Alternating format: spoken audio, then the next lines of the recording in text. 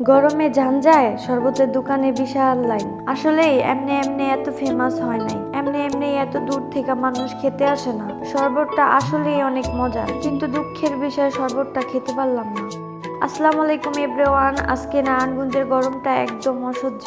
রাস্তায় বের হয়ে বুঝলাম গলাটা শুকায় একদম কাঠ। শরবতের দোকানে সে এক বিশাল লাইন। কাছে গিয়ে দেখি তালের শরবত বেচতেছে। ওফ, দেখেই খাইতে মন চাইল, কিন্তু এই গরমে এত বড় লাইন, আধা ঘন্টা দাঁড়ায় থাকলে আমি নিজেই শরবত হইয়া যাব। তাই আর দাঁড়াইলাম না, কিন্তু তালের শরবত তো খাবোই।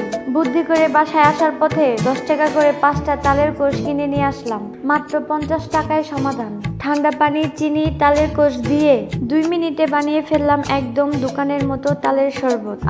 এই গরমে এর যে শান্তি আর কিছুতে নাই। লাইনও নাই, ভেজালও নাই। তাই আপনাদেরকেও বলছি, গরমের লাইনে না দাঁড়িয়ে ঘরে বানিয়ে খান। 1 গ্লাসের টাকায় 5 গ্লাস। আর আজকের ভিডিওটি কেমন হলো অবশ্যই কমেন্ট করে জানাবেন।